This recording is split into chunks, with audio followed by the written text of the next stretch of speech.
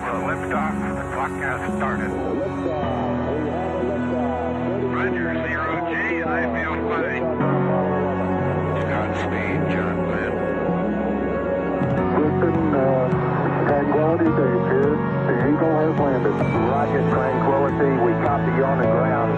New possibilities are opening up for scientific cooperation between countries. 1-0. Liftoff. Americans return to space as Discovery clears the tower. Discovery, go and throttle up. Discovery, Roger. Go for deploy. Thanks, Tune, and to everybody in the shuttle program. The crew is go for launch. Roger. Nice to be in orbit. We have followed in their footsteps to get us where we are today.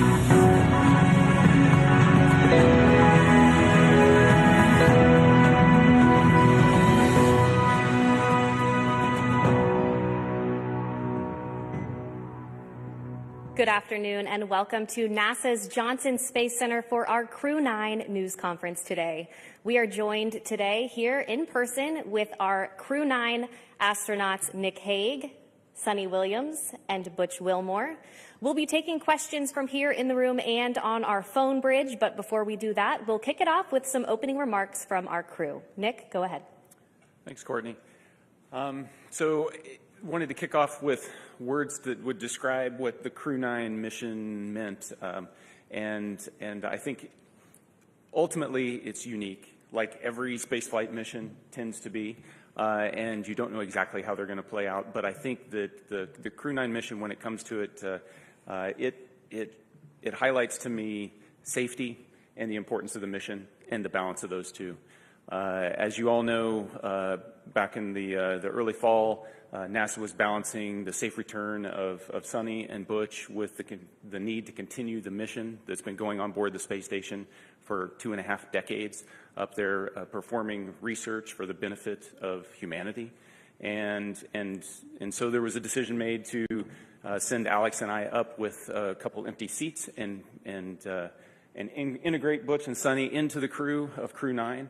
And then bring them back at the end of a long-duration spaceflight mission. And so we sit here today, minus Alex, who's recuperating in Russia right now, with friends and family, thankfully. And we sit here as a testament to the success of that mission. So I look forward to answering your questions. Suni? Yeah, sure. Just wanted to say thanks. Thanks to Nick and Alex for coming up and getting us and bringing us home, and thanks to so many who prepared us for our mission. The commercial crew program with NASA and Boeing, as well as SpaceX, really got us ready to go. All of the trainers here at Johnson Space Center, the mission control teams all over the country, in Florida to California, so throughout the whole country, as well as what we're doing now. Our teams here are getting us ready to get, rehab and get ready to take on new challenges. So, feeling good since we've been back almost 2 weeks now. Actually went out and ran 3 miles yesterday, so I will give myself a little pat on the back. Our trainers are rocking it and getting us ready to get back to help out with the new astronauts as they're getting ready for their mission. So the biggest thing I want to say was thank you. Yeah, thank you, Suni. Let me start off with an analogy, a sports analogy. This very difficult job that we take part in, it's a team sport. It encompasses organizations throughout NASA, throughout the country, coming together, the Commercial Crew Program, headquarters, the International Space Station program, working together day in and day out behind the scenes, diligently to make all of this work together. And then you couple that with a nation that comes together and it cares about the human spaceflight program and prays for us and what's taking place. It goes beyond understanding, honestly. And then this organization also is incorporated into an international organization that reaches beyond our own borders and brings in the world like no other organization on or off the planet. And I can tell you, it's simply a privilege to take part in all of that. All right, thank you all for your opening remarks. We will go ahead and start taking questions now. If you're in the room, please raise your hand and we'll be sure to get a microphone over to you. If you're joining from our phone bridge, please press *1 when you're ready to enter the queue. And due to the high volume of questions today that we are receiving, we ask that media start with one question, and if we have time for a second round, we'll come back around to you. We'll start here in the first row with any questions. Mark, go ahead. Mark Strassman, CBS News. Welcome back, everyone. Good to talk to all of you again. We're meeting in this auditorium for a reason. There are roughly 60 news outlets represented here, another 120 or so on the phone. Butch and Suni, have you been surprised by the continuing and intense interest in your space saga? I would have to say yes, absolutely. You know, it's interesting. We go and launch. We knew it was a little bit unique, obviously, first time flying on a new spacecraft. So yeah, that was interesting. But you know, then life goes on up there. And I mentioned yesterday, you know, we pivoted and we are International Space Station crew members, and we're doing what all of our other friends in the astronaut office do, is go and work and train and do amazing science experiments up on the International Space Station. So, you know, I think you sort of get maybe a little bit tunnel visioned in what your job is. So, it's, do your job type of thing, right? And so you're not really aware of what else is going on down here. I hate to say that, maybe the world doesn't revolve around us, but we revolve around the world, something like that. But, I think we were just really focused on what we were doing and trying to be part of the team and making sure we pulled our weight for the team. Of course, we heard some things, and I'll let, obviously hand this off to Butch, heard some stuff from our friends and family that people were interested and wondering what was going on and concerned about our health and all that kind of stuff while we were up there. But, I mean, we were just part of the team, doing the job, filling in wherever we could, and then knowing that there's rotational flights, and we will be coming home eventually on a rotational flight. So, no, I don't think we were aware to the degree. Pretty honored and humbled by the fact of when we came home, like, wow, there are a lot of people who are interested, very thankful, very amazed that we could hopefully be one positive element to bring people together. Yeah, I don't know that there's much I could add to that. Just thankful for a nation that cares, a nation that prays, and a nation that is involved in the processes that are important to all of us. Okay, we'll take our next question here in the room. Tom, go ahead. Hi, Tom Costello with NBC News. Again, welcome back. Nice to see you all. Everybody's been thinking about you and worried about you. And I'm wondering, once you got your feet back on terra firma, what's the first thing both of you wanted to do? And were there any foods you were craving after 9+ months? Go ahead, Sam. Oh, yeah, I wanted to hug my husband and hug my dogs. And I'll say that in that order. But maybe not. No, I'm just joking. But, of course, food, something that's just like for home for me, like something that is very, reminds you of home. And my father was a vegetarian, so I had a good grilled cheese sandwich when I got home. So that reminded me of him. Yeah, certainly embracing the family again, but also the opportunity, and I've already said it a couple of times, is just to say thank you to a nation that got involved in all of this. It makes it special, not just for us, but for I think our nation as a whole. So thank you. All right, we'll take our next question right here in the front row. Thank you. My question's for Suni. When you first got off the plane in Houston, we saw you hug Zena Cardman, and there was a nice exchange. If you could describe what happened and your gratitude towards the crew members who stepped aside so that you'd have seats coming back. It's a great observation, so thank you very much. Zena's awesome, Stephanie Wilson, awesome.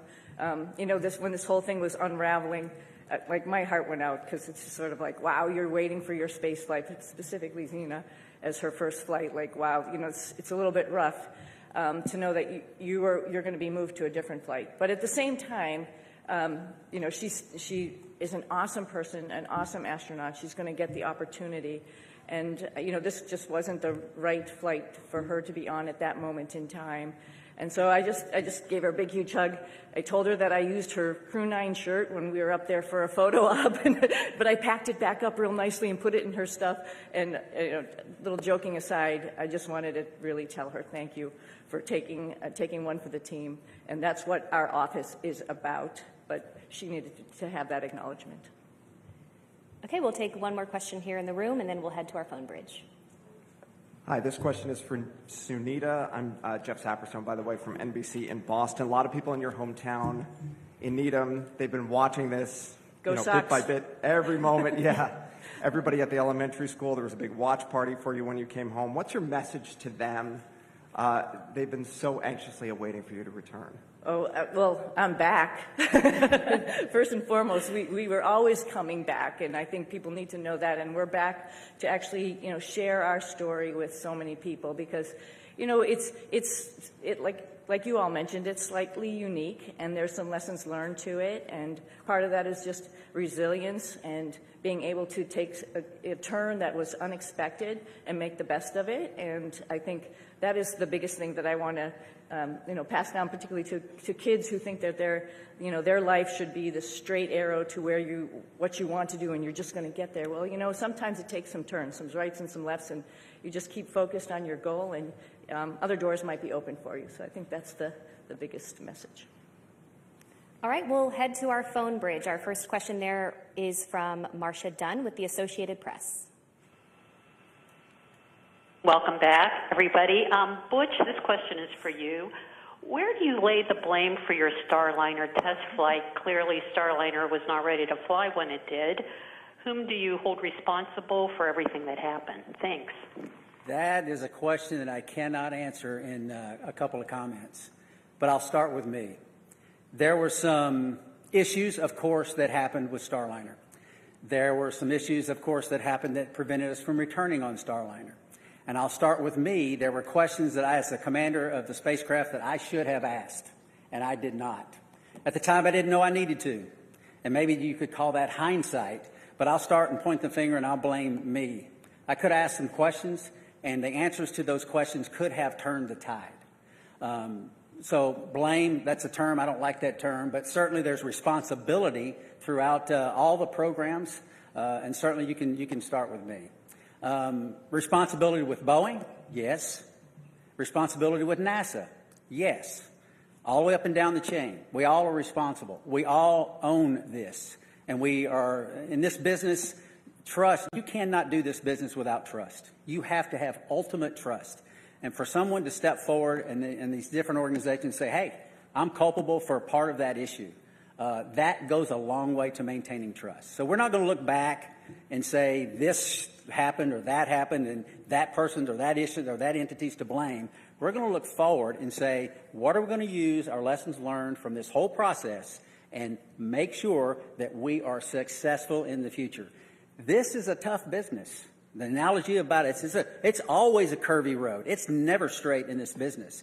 And minimizing those curves and being systems and processes in effect to prevent some of these curves is what we have to do as we leave low Earth orbit and go beyond to the moon and beyond that. So we're going to look forward, and that's the focus. All right, our next question on the phone bridge is from Anthony with Spectrum News. Hello, welcome back, everyone. It's nice seeing everyone return healthy and safe. I have a question for both you, Suni, and Butch. Given an opportunity, would you guys go up on Starliner again? Yes, because we're going to rectify all the issues that we encountered. Yeah. We're going to fix them. We're going to make it work. Boeing's completely committed. NASA is completely committed, and with that, I get on in a heartbeat. Yeah, I would agree. The spacecraft is really capable. There were a couple things that need to be fixed, like Butch mentioned, and folks are actively working on that. But it is a great spacecraft, and it has a lot of capability that other spacecraft don't have. And to see that thing successful and to be part of that program is an honor. Our next question is from Jackie with the Times of London. Yes, hello, and welcome back to Earth. I wondered about the stuck, stranded Maroons narrative, and to what extent were you aware of that narrative playing out around that down here, and has that been frustrating for you to have to address? Thank you. I'm sorry, that was a little garbled. Oh, the stuck maroon narrative. We heard about that. Yeah, we heard about that. Somebody mentioned that. We've said this before. We had a plan, right? The plan went way off for what we had planned, but because we're in human spaceflight, we prepare for any number of contingencies because this is a curvy road. You never know where it's going to go. We prepare for this. So we, as Sonny used the term, and it's a great term, we pivoted to all that training we did that we didn't think we needed to do, and a lot of people didn't think we needed to do, but we did it anyway, as we pivoted to this other preparation, and that is what makes human spaceflight, your human spaceflight program, special. It is hard, like I said, and preparing for any number of contingencies is what we do. It happened to be me and Suni involved in this, but it could have been any one of the astronauts. There's 40 or so of us eligible for assignment. It would have been any one of us that would have been in the same situation, or could have been in the same situation, and would have done the exact same thing that we did, because they would have gone prepared just like we did. Yeah, and one addition to that, this is a lot bigger than, Butch and myself, like we've talked about already. This is the International Space Station program, and there's a lot of, wheels that are turning and wickets that we have to go through to get people up to the International Space Station to do all of the amazing science that we're doing up there. We recognize that, we know that, just like anybody else in the astronaut office, and we came, as Butch has mentioned before, prepared. And we were ready to do that pivot and be part of that bigger thing that's not just about us, knowing that everybody on the ground, there's a huge team of people, like I quickly mentioned in my quick thank you, but there's a huge group of people who are looking at the whole program and understanding how and what was the best time and way to get us back home. We knew that, and we were ready to wait until that decision was made, and that was fine. And I'll also add that we're grateful for people that, I don't think they were looking just at us when they make recommendations. We can do this, we can do that. They're looking what's best for the human spaceflight program, for our nation's goals. They're not looking just about Suni and Butch. And we appreciate those entities that do that and reach out and say, hey, we can do this, we can do that, we can do that. And NASA says, hey, we got a plan, we came prepared, here's what our plan is, and we think this is the best plan because it doesn't disrupt the flow of how these missions lay out. So, and that's the one we went with. Yeah. All right, we'll take our next question here in the room. Andrea, go ahead. Thank you guys for being available today. So your mission became unusually political. Given your experience, do you think other astronauts are going to get nervous that they could be caught in the middle of a political fight? And is there a point where, this starts to jeopardize safety of a mission when you start looking at all these politics that come into play? Thank you. I think Nick's got some good insight on that.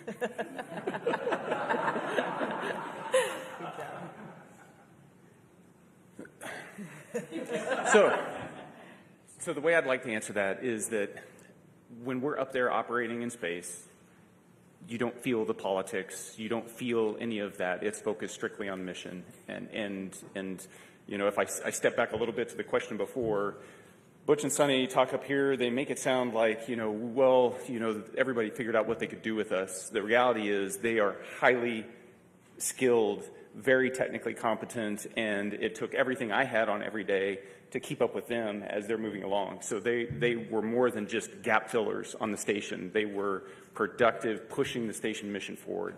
And Suni was the station commander, so she was calling the shots. So you get in that environment, that operational environment, the politics, they don't make it up there. We are working as a part of an international team that spans the globe and works with half a dozen mission control centers spread around the globe that are talking in multiple languages, and we just figure out how to make it happen. And that's the magic of human spaceflight, is that we can focus on something so positive that pulls people together. And we've been doing that for a long time. All right, we'll take our next question here in the room. Thank you.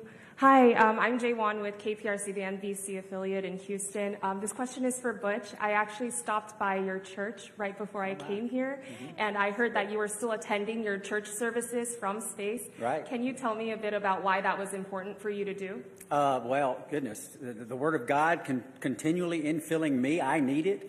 My pastors are the finest pastors on or off, in this case, the planet. And to tie in and to worship with my church family was vital. I mean, it's part of what makes me go. And not only that, I also tied into Grace Baptist Church in Mount Juliet, Tennessee. A buddy of mine is an elder there and a pastor there, and I would watch their service as well every single week. And it was invigorating. It was part of what I need as a believer in Jesus Christ, to continue that focus. It assists me day in and day out, because I need that fellowship, even though it's fellowship from afar. And it's not like being fellowship up close, but still I need it. So yeah, thank you for that. Okay, we'll head back to our phone bridge. Next up is Ryan with NASAspaceflight.com. Hi, thank you. For the whole crew, of course, this narrative that's being pushed out has made your mission probably the most popular NASA mission to the general public for as long as I can remember, probably since the retirement of the shuttle. But for the whole crew, do you think this extra attention has been a net positive or a net negative for the agency's sort of popularity and the spaceflight industry as a whole? Thank you. I'll start with this one. Yeah.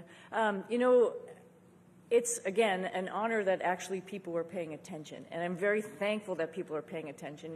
And, sometimes good news, bad news, it's just news, and it's good for space exploration, and that's what we're all about. Our mission, of course, building and working on the International Space Station was just awesome, and we all had the opportunity to do that. But we also have bigger goals of exploring our solar system, going back to the moon, going on to Mars. And to get people understanding that it is hard, it is difficult, and what we do up there is really awesome. And I think at least that we had a little bit of that came with the interest in this mission. And if we can perpetuate that and tell people a little bit more and have the opportunity, the forum to do that, I'm very thankful for that. All right, our next question is from Nicole with the Canadian Broadcasting Corporation. Hi there. Could you perhaps talk about how difficult it was being away from your friends and family, particularly since you hadn't prepared for that?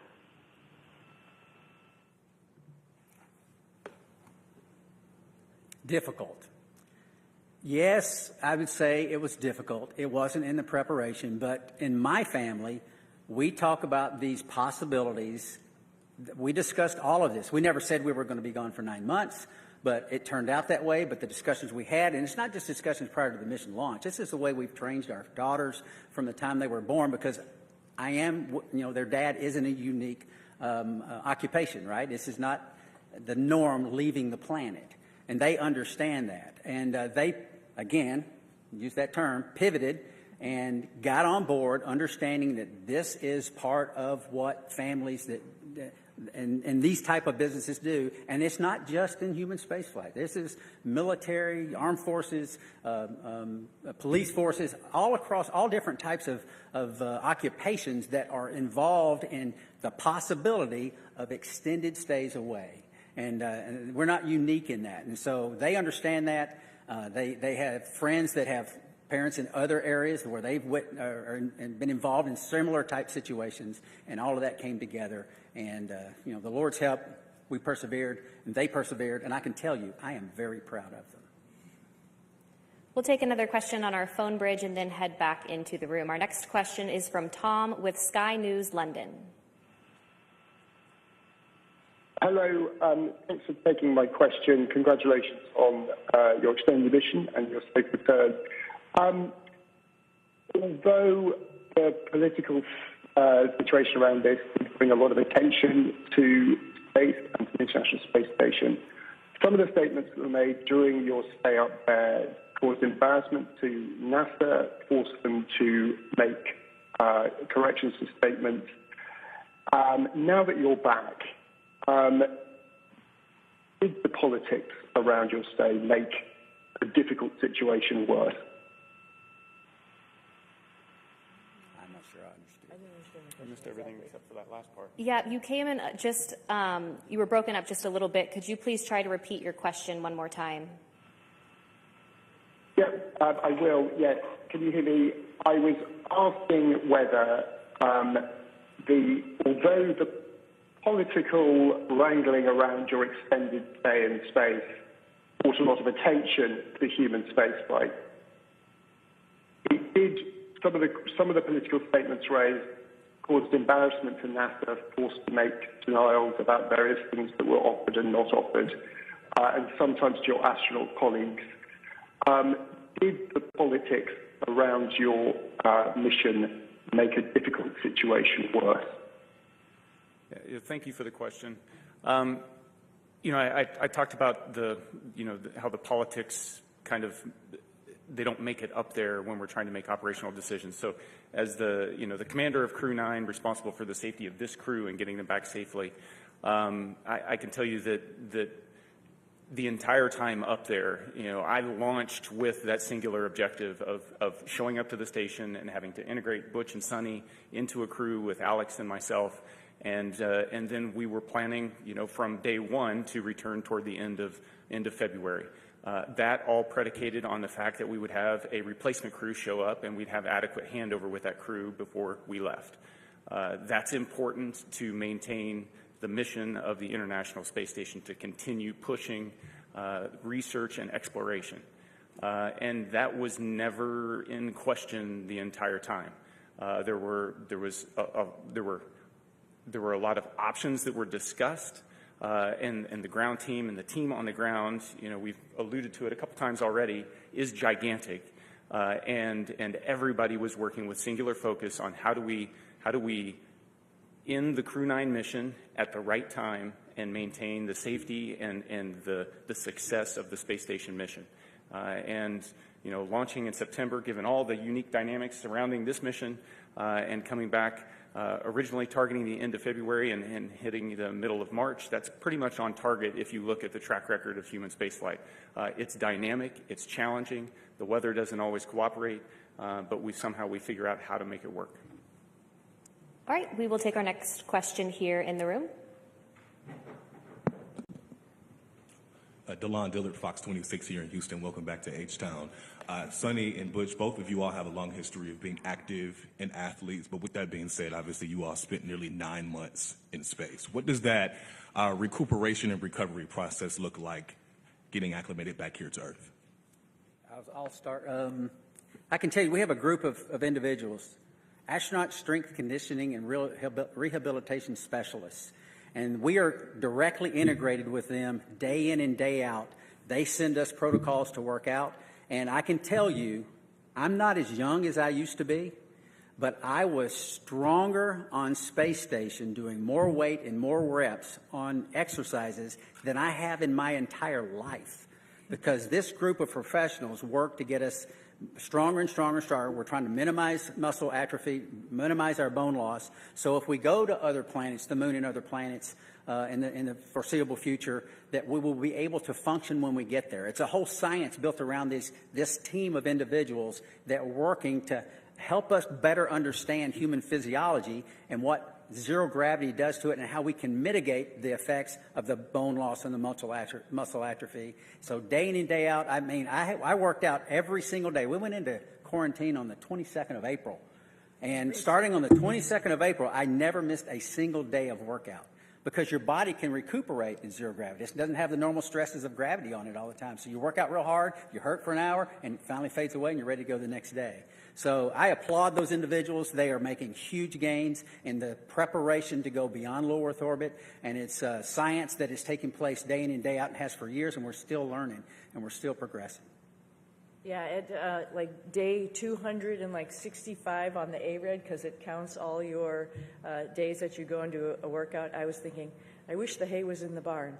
But every single day, just like Butch is saying, you got to get on the machine and work out. And it actually is a really great stress relief to be able to have that time up there and run or bike or lift weights. It's really great. And the folks that Butch is talking about, is along with the nutritionists, really are looking out for us, making sure that when we get back here to planet Earth with gravity, we'll be able to function.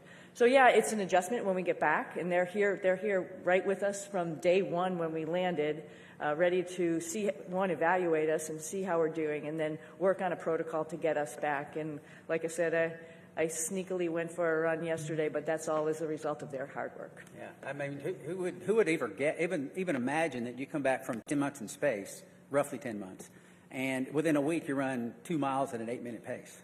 I mean, that's not even conceivable that the body could handle that. But these folks get us ready to where those type of things happen. Okay, we'll take our next question here in the room. Yes, hello. I'm just wondering, there are a lot of people that depend on jobs here in the aerospace industry in the Houston area, 23,000 total. In the past, when there have been issues with NASA spacecrafts, there have been delays, and now we have another issue with the Boeing Starliner. Is there any concern that your issues with Boeing may delay future projects, future missions? And what would you say to one of your fellow astronauts before they go up on another test flight? That's a great question. Yeah, it's a great question. And, I think we all have alluded to it. There's lessons learned. And that's like a piece of hope, right? We're not just sitting here doing the same thing over and over again, and we're learning from every mistake potentially, or maybe a decision that we've made and how we could make that better and do better the next time. When we go to the moon, we won't have an International Space Station to maybe take a stop at. We really have to get it right. And because of our mission, I think that highlighted some areas where maybe we need to work on and get it right for our fellow astronauts. I think they're encouraged by that, right? You learn and you move on and you get better. And I think that's part of the learning process. It's part of the exploration process. I mean, we are scheduled on Wednesday to meet with Boeing leadership, the program managers, senior chief engineers, to discuss some of these issues. They want to come together with us, Suni and myself, because we lived through this with them, and get on board with what the future looks like. And having flight crew with background in test and acquisition involved in the processes going forward to make sure that we're dotting every I and crossing every T. But still, that doesn't mean that you're guaranteed success in anything. Like we've said many times, this is a tough business. And we're learning all the time to go further and further and further. We'll take another question here in the room. Hi, Ken Chang from New York Times. This is for you. I was wondering if you could sort of talk about your personal future. Sorry. There's been a lot of talk about this uncertainty about the future of the human spaceflight program, suggestions that ISS should be deorbited in a few years, there should be a pivot from the moon to Mars. How do astronauts feel about these potential changes? And 3 years is a lot longer than 8 months. So we've each been able to do multiple missions to the space station, and I'll let Butch and Suni add on to this. But one of the things that I noticed was a dramatic increase in the complexity and just the weightiness of the experiments that we were conducting this time around on the station since 6 years ago when I was last there. And it just gives you this sense that we are in the golden age of the space station right now in terms of the return on investment and what we're able to do there. And it's not just focused on return to benefit the Earth. It's also focused on enabling all those things that we're going to need as we go to the moon and on to Mars. And so I am really optimistic when I think about the future of human spaceflight. Yeah, I would add on to, it was over a decade since I've been up there last, and I was pretty excited about what was going on. There was a lot going on when we first got there. It was an honor to be working with Crew 8 and seeing all that they were doing and just trying to help them with their stuff, and then, being, prime, moving up to the prime spots for Crew 9 and Expedition 72 as we took on a lot of experiments ourselves as well as spacewalks. And what the space station is doing to help us in exploration is really encouraging, and it's exciting. And I'm a little envious of the future astronauts. The guys who are coming behind us, they're going to have so many wonderful opportunities to do the same as us, add to that exploration, add to trying to find the answers to the next questions. It's going to be an exciting future. So I'm not worried about aerospace industry. I think there's a lot going on, and it's a great time to be in it. We'll take our next question right here. Hi, Ed Lavandera with CNN. Thanks for taking the time today. When you re-entered the Earth's atmosphere and came back to gravity, can you talk specifically about any kind of weird either sensations or experiences that you've had dealing with that over the last couple of weeks? And more importantly, did you know that you guys had been greeted by dolphins when you splashed out? I can tell you that returning from space to Earth through the atmosphere inside of a 3,000 degree fireball of plasma is weird, regardless of how you look at it. Doesn't matter what type. Yeah, it doesn't matter what type. It's thrilling. It's amazing. I remember thinking about the structure of the capsule and the stresses that it was taking, that was ongoing as the drogues came out, and the whole capsule starts shaking and twisting, and thinking about the stresses taking place, and going, "Wow, I hope those cables hold." And then the parachutes open up, and then you're like, I've said it many times, there's not a better feeling returning from space that the parachutes open and work. And I didn't have the view in front of me, and thankfully Nick did. He had a view of the camera going out right out the top, and he said, 3 parachutes, I had 4 good parachutes, and I tell you what, it's a great feeling. And it's exhilarating because this, again, I can't help because it's within me. This is our national focus, national goals. We don't do this because NASA decides to do this or this or this. This is Congress and everything coming together to affect a human spaceflight program with a purpose. And part of that purpose includes bringing those astronauts back to Earth. And it's a thrilling ride like no other that you could imagine. And satisfying. And I had requested dolphins as kind of a joke. Yeah. Somehow, Sunday, they pulled it off. Yeah, I just hats off, like Butch said, to Nick he was just commentating the whole way down. So there was obviously, we had trained this and gone over it while we were up on the space station and reviewed, but just to hear everything as it was ticking along, it's just really awesome to, like, you can envision it.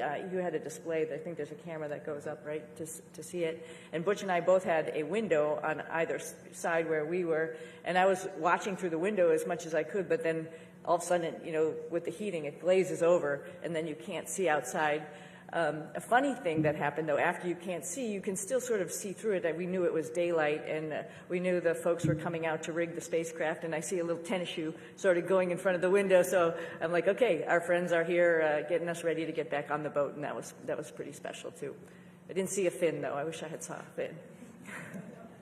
Okay, we'll head to our phone bridge. Our next question from Margaret Smith. Hi, everyone. This is Margaret Smith from Worcester, Massachusetts, the home of Robert Goddard. Started it all. Thanks for taking the time today. And my question to both of you is, for those who maybe are not especially familiar or who may sort of question the need for the space station, can you all make the case for why that work is important? Why the space station is important?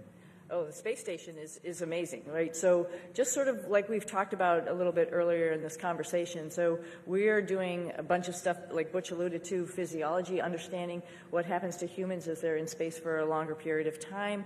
That brings in lots of science experiments in chemistry, in biology. Some of that stuff all comes back to Earth because we're doing some amazing stuff in the microgravity environment. Some of it is mirrored, for example, in our own human bodies. And so there's a lot of stuff that's happening for us, for exploration, for the humans, as well as for Earth. And then, as Nick alluded to, there's all sorts of systems and other things that we're testing up there to help us take those next steps to go back to the moon and onto Mars, figuring out all these exploration systems, including docking vehicles, like different types of spacecraft that we have up there, other types of commercial spacecraft that are coming up for resupply.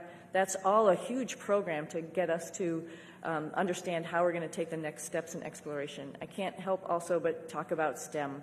I mean, all of this is STEM, right? Science, technology, engineering, and math, and I'm hoping the work that we've done up there also encourages the next generation of kids to understand how important that is and how they can become involved. We did lots of experiments up there with kids and universities and companies, trying out new guidance, navigation, control algorithms and robots that were flying inside the space station, competitions, for example, for them. And that's pretty awesome that you can really touch and talk to kids on the ground as you're doing experiments up there, and they have their finger on the pulse of science experiments, and they can understand that and think to themselves, I could be part of this one day. Our next question on the phone bridge is from Neil with ITV News. Congratulations on a great job, everyone. Suni, can I ask how your body is recovering to life with gravity after 9 months? And Butch, what's your message to others from your experience, the delays that you guys faced, and any lessons in patience for the rest of us down here? Oh, I think I'm doing okay. I was just joking around and showing off a little bit, but no, seriously, we talked a little bit about our group, the Astronaut Strength Reconditioning folks that are getting us back in shape, and every day feeling better and better. It's pretty much a miracle to see how your human body can adapt. I mean, the first day we got back, when all of us came down the ladder and greeted everybody, it was we were all a little bit wobbly at that time, and it's amazing within 24 hours how the neurovestibular system kicks in, your brain understands what's going on. And then the agility and the weightlifting that occurs in the next week that makes you feel good enough to actually, like I mentioned, go out, run, actually lift weights, get in there, do squats and deadlifts and stuff already. That's pretty incredible. So I knew it was going to happen. We all knew it. We've all flown before. We all knew that there's just this little bit of a hump to get over, and then you can get back on it. Hope to do a couple races in the springtime. I think the clear message is that, like I said when I started, it takes a team. It takes a team of motivated and passionate individuals. We don't have a human spaceflight program. You don't have folks sitting up here in a blue suit without the massive team that's making it all happen. We get to ride the pointy end of the rocket. It is wonderful. We get to go to the space station. We're the arms and the eyes for PIs here on Earth. They're the ones that are doing the hard work. We're just setting up and doing and switching and changing. So it takes a team, and I would say any part of this team is a great and wonderful place to be, and because we're proud of all of them, because we don't have it without them. Our next question is from Marcia Smith with Space Policy Online. Thanks so much for taking my question. Butch, you mentioned that you were going to be meeting with the Boeing leadership to talk about Starliner, and I'm wondering, are you surprised that after all these months, I mean, it's been almost, 7 months since Starliner landed, that they still haven't resolved all these problems? And will you and Suni be assigned to work with them over these next many months getting Starliner ready? Okay, so a couple of questions there. Am I surprised? I'm not surprised. I mean, this, like we've said it several times again, human spaceflight is hard. It's not that no work has been done to this point. There's a great deal of work being done. But we have insight that not many other people have. We worked this program for 6 years before we launched. We talk to everyone up and down in the chain of command, and we have insight that other people don't have. And we want to share that as much as possible. We tried to share it from orbit, but that's hard, right? We're not face-to-face is how you communicate. It's very difficult to communicate when you can't even see the other person that you're talking to. So we've had some conversations, but now it's time to get serious and get together and talk about some of these issues and some of these things and get us, and not get us. We're already tracking on the right path, but maybe a little tweaking here and there because of some insight that we'll be able to give them. That's the purpose of that meeting. And they're eager to do it, as are we. We'll take our next question here in the room. Jacob Rascone, KHOU 11. I wonder what you would say about the life lesson I think we can all relate to. We've all made plans, we've all been excited about those plans, and we've all watched those plans kind of fall apart. What would you say about what allows you to meet the moment with courage, with serenity, or maybe you didn't, internally? But what would you say about that life lesson I think we can all relate to? Well, I'll start. I'm sure you want to add, both of you, because I think every flight is a little bit different than what you go in planning it to be. It doesn't matter if it was this one or many other flights or many things in life, just like you alluded to, right? I think the go-to thought there is, what is the opportunity in front of me?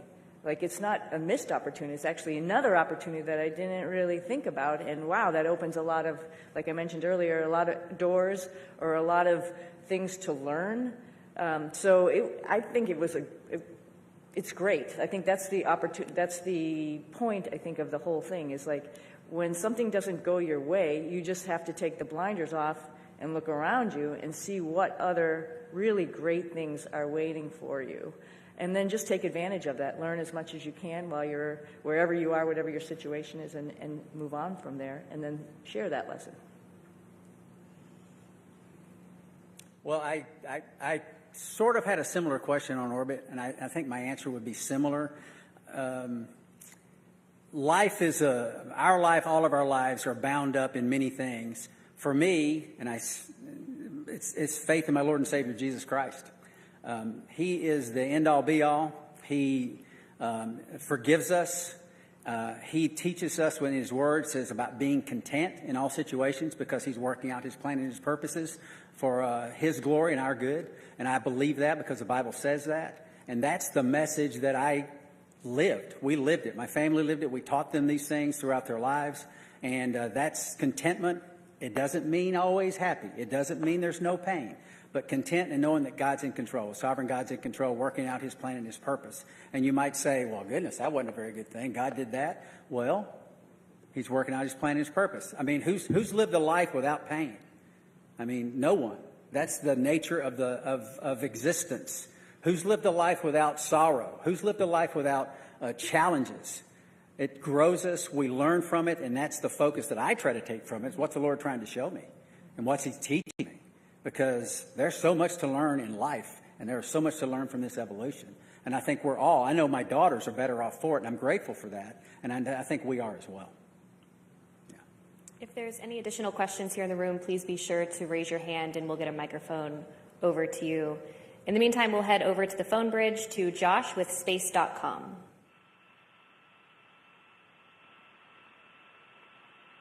Hi, Josh Dinner. Thank you all so much for doing this. This question's for all three of you. What were the most out of this world and your favorite experiments or tech demos you got to be a part of on this mission? And for Williams and Wilmore specifically, did the extension of your mission create any new opportunities for experiments or research that was not originally planned for the expedition? Sure. So while I was up there, we performed about 150 different experiments. Of those, the ones that you know the most about are the ones where you end up being one of the guinea pigs in the experiment. So there's about a dozen different experiments where we were doing things to me and seeing how my body adapted. Whether that was a vascular aging experiment where we're measuring how stiff my arteries get because life in space tends to manifest itself as accelerated aging, and so we can better understand how the human body responds to that and hopefully provide some treatments on the ground to help with problems that as you get older you encounter.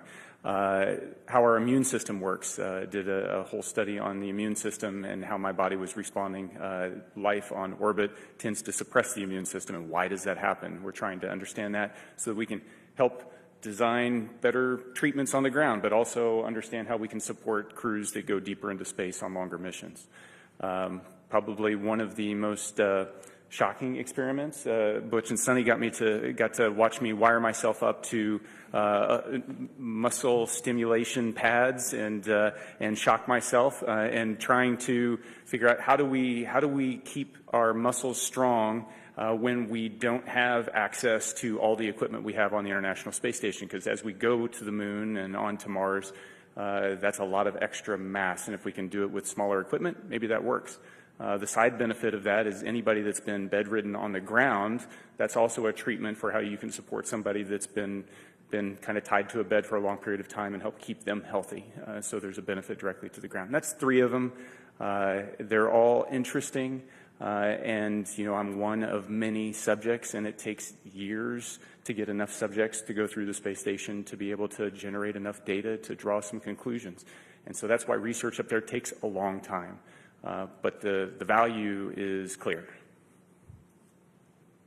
Just very briefly, there's some medications on Earth that work well with a certain age group, but the same medication doesn't work so well with another.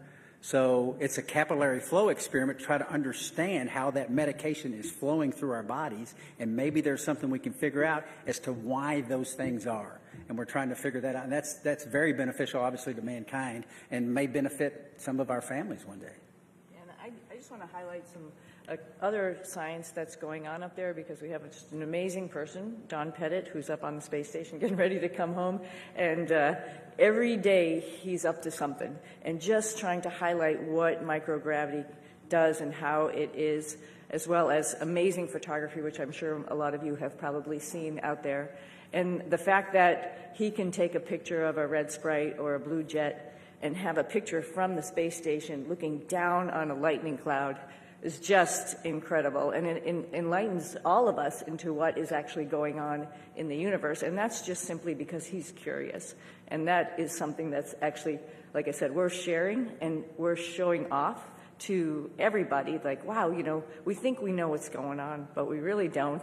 And if you just open your eyes and make some observations, like Don does every morning at 4 a.m., we'd learn a whole lot. Yeah, So it's a great place. Don's taking potatoes he's growing and the nitrogen produced in the roots of the potatoes to nourish the peanuts that he's growing.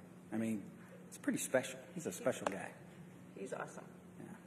Our next question on our phone bridge is from Robert Perlman. Hi, for Butch and Suni, you're now the first astronauts to fly on both Starliner and Dragon, admittedly one on the way up and one on the way down.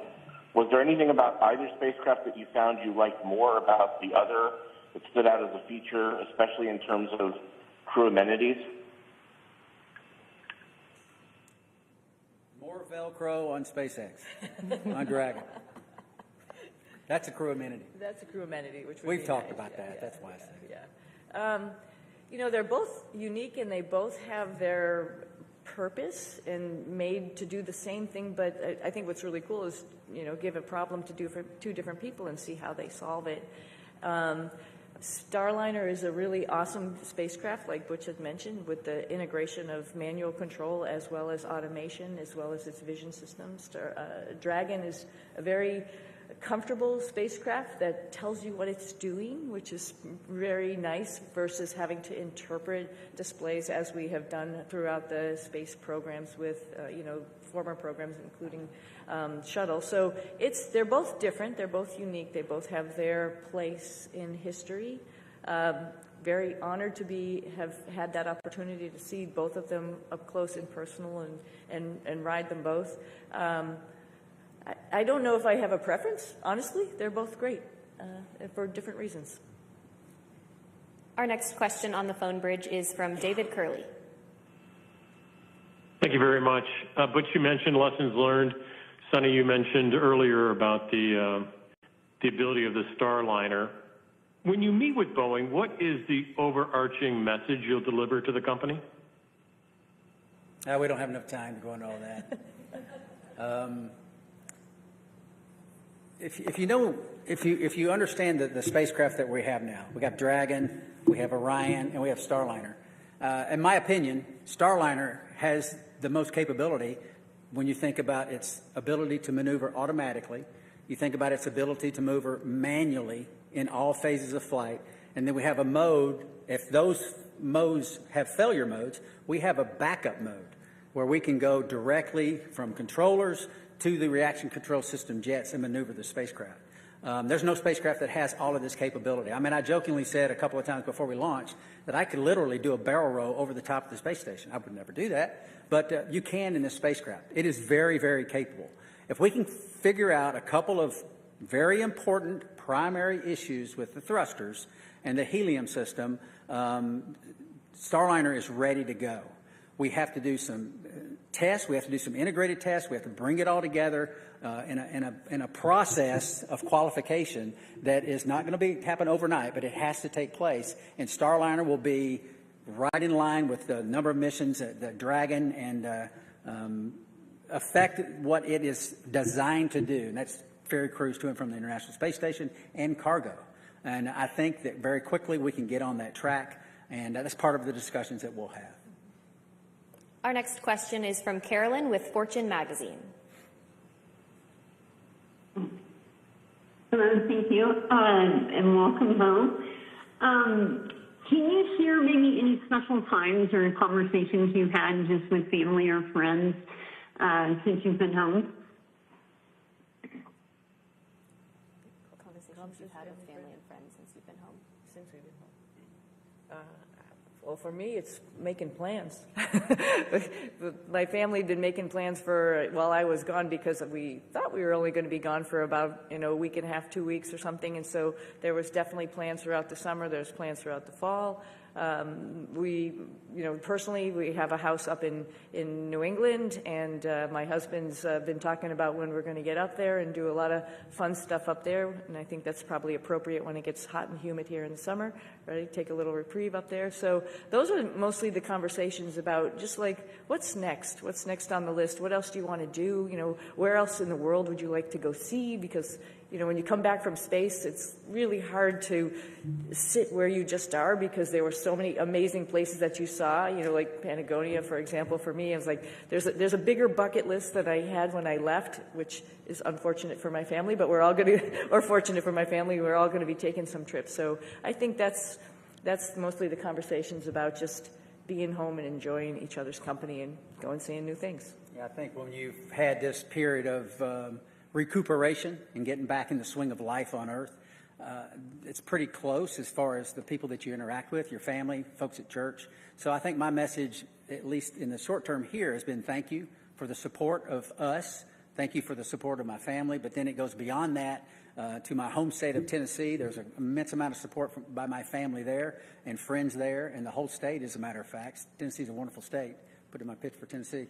But getting up there eventually and relaying the same thank you to them and to, like I said, to a nation that cares and a nation that prayed. And this opportunity right now to say thank you to our nation, our wonderful nation. Our next question on the phone bridge comes from Utarish. Go ahead. Welcome, everyone. My question to Suni is that Indian Space Research Organization, ISRO chief, has said that India wishes to utilize your expertise in space exploration. So is there any scope of hope that we can see you working or collaborating with ISRO, that is Indian Space Research Organization, in future? And second part of this question is, while being in ISS and seeing India from space, is there any moment you would like to share? How does India look from space, Suni?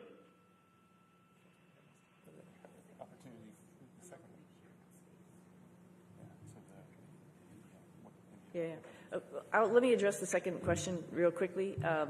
India is amazing. Every time we went over the Himalayas, and I'll tell you, Butch got some incredible pictures of the Himalayas, so just amazing. And you can see, like I've described it before, just like this ripple that happened, obviously when the plates collided, and then as it flows down into India, it's many, many colors. I think when you come from the east going into like Gujarat and Mumbai, the fishing fleet that's off the coast there gives you a little bit of a beacon that here we come. And then all throughout India, I think the impression I had was it was just like this network of lights from the bigger cities going down through the smaller cities. Just incredible to look at night as well as during the day, highlighted, of course, by the Himalayas, which was just incredible as a forefront going down into India. I hope, and I think for sure, I'm going to be going back to my father's home country and visiting with people and getting excited about the first, or not the first, but the Indian astronauts who's going up on the Axiom mission coming up. Pretty awesome. They'll have a hometown hero there of their own that will be able to talk about how wonderful the International Space Station is from his perspective. But I hope I can meet up at some point in time and we can share our experiences with as many people in India as possible, because it's a great country, another wonderful democracy that's trying to put its foot in the space countries, and we'd love to be part of that and help them along. Do you plan to take your crew members on that trip with you? Absolutely. You might stick out a little bit, but that's okay. We'll get you all primed with some spicy food. We'll be good. Okay, we have time for one final question on the phone bridge from Jim Siegel. Everybody, Jim Siegel here from Florida Media Now. Thank you for taking my question. Butch and Sunny, you missed a couple of holidays while you were back up at the International Space Station, Christmas and Thanksgiving. I wondered whether you have done or are planning to do anything special with your family and friends for those holidays. Thank you. I don't think we missed them. Right. I think we celebrated every single one. We actually had a reindeer that we built and rode like a bull. I don't know if you saw those pictures, but we celebrated in style. Trust me. Oh, yeah. And Nick was great because he came up anticipating that we were all going to obviously be there for those holidays. So he was like Santa Claus, had his little bag of goodies for all of us, and it was pretty awesome to have the holidays up there. It's pretty unique, and not many of us get to do that, so it was a lot of fun. But this holiday season will be special, for sure. Absolutely. Yeah. All right, that's all the time we have for today. Thank you for joining in on our news conference today, and thank you for your continued interest in NASA's SpaceX Crew 9 mission. We'll see you next time.